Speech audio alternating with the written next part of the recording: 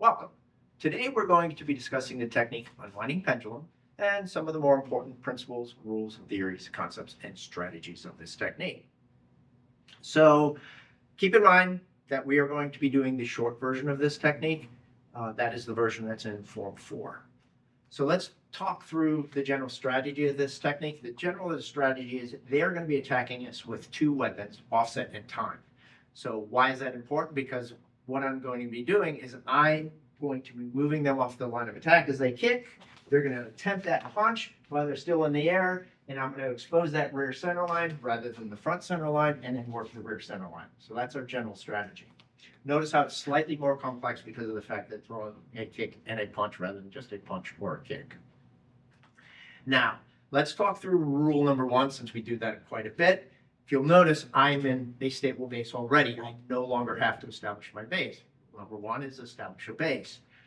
But there's also an implied part of rule number 1, which is maintain a stable base if possible. So in this case, this technique emphasizes that, maintaining that stable base as we go forward rather than establishing it. Okay? So it is employing rule number 1. That's the way you want to think about it.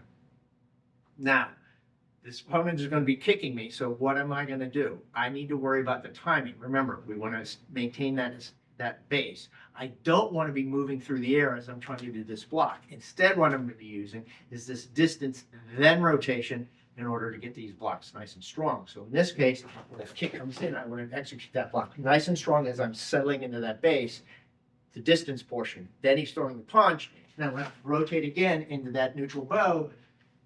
This is the rotation part of it, so I have yet another nice strong base in order to do that block. So we have no idea how strong this opponent is. And that employs our strategy of exposing that rear center line. Okay? Now, the next thing that we're going to be doing, watch the right hand, is we're going to be doing this block, coming into a circle, and then we're going to be reversing that circle. But again, with this timing issue again, this is a big gap in time. Even though I'm at the rear of the opponent, I still have this gap in time, and Kenpo generally doesn't like to leave these gaps in times. So how do we fill in this gap in time? Well, in this case, what I'm going to be doing is stepping forward anyway to reverse that circle, but why give up that step without using it? That's another way to think about this. So what we want to do is fill in that gap in time with that step. So what we're going to be doing is employing the open-ended triangle. We're two of them in this case.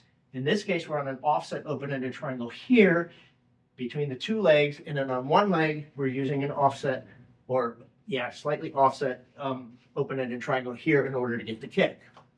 So another way to think about this is that all I'm doing is a step through, an exaggerated step through in this case, in order to deliver the kick. But the important part is what is at the end. So to reiterate one more time, we're reversing this circle, inserting a line in between to get that kick, and then we're reestablishing our base in order to get that hit. So the way to think about this is it's the reverse of what we just said previously. So if he does that kick again, what did I do? I step back into a twist stance in order to establish that base, so I get a nice strong kick.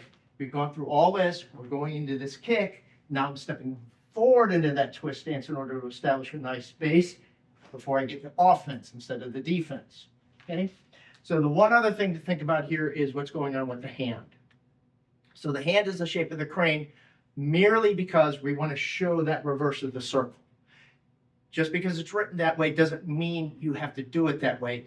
All it is exemplifying the fact that we're doing that reverse of the circle.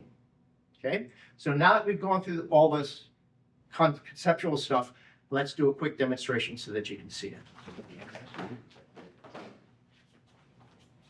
Up. Hope this video helps you understand the American Kenpo system just a little bit better. Thank you very much.